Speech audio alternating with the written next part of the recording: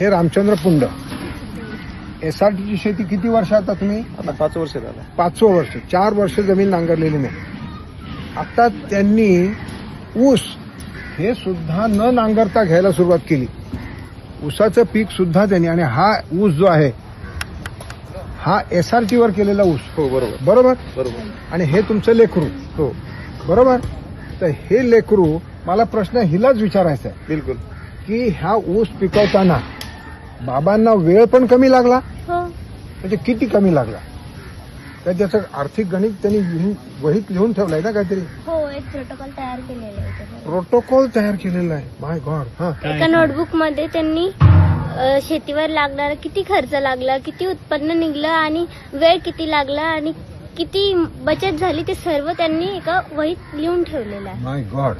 तर मग हे म्हणजे किती लागलं? म्हणजे त्यांना किती गुंठ्याचं शेत आहे ऊसाचं? 1 एकर. एक- 1 एकर.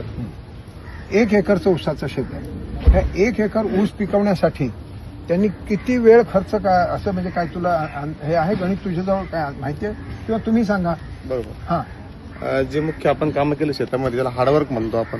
हार्डवर्कमध्ये आपले 32 घंटे गेलेले आणि आपलं या 1 एकर शेत ऊसामध्ये आपल्याला 2.5 लाख रुपये नफा मिळालेला आहे आणि आपले 32,800 रुपये इथे खर्च झालेले आणि 11 महिन्यामध्ये हे पूर्ण पीक आपण तयार केलेलं आहे.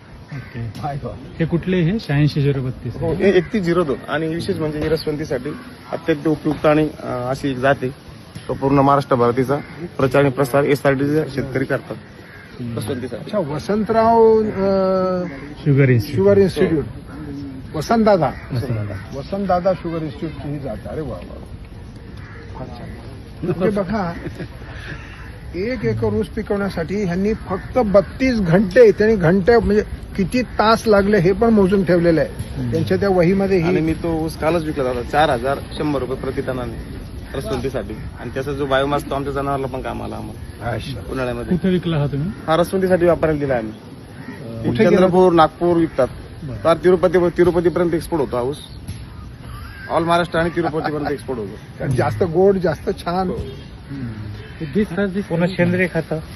आणि समजा कारखान्याला घातला असता तर त्याच्यात आणि ह्याच्यात कसा काय फरक? कारखान्याचे रेट साधारण 3100 रुपये मिळतात हम्म. आणि आत्ताचे रेट चालू 4,500 रुपयाचे रेट चालू आहे. पण आमच्याकडे पाणी कमी असल्यामुळे आम्ही हा लवकर काढतो. जर आमच्याकडे पाण्याची उपलब्ध आणखी 1 महिना आणखी असते तर हा ऊस 5,500 किंवा 6,000 रुपये सुद्धा विकला असता. इव्हन जुलैमध्ये हा ऊस 6,500 रुपये सुद्धा विकतो. पण त्यांचे पाण्याची उपलब्ध कमी असल्यामुळे आम्हाला लवकर द्यावं लागतं.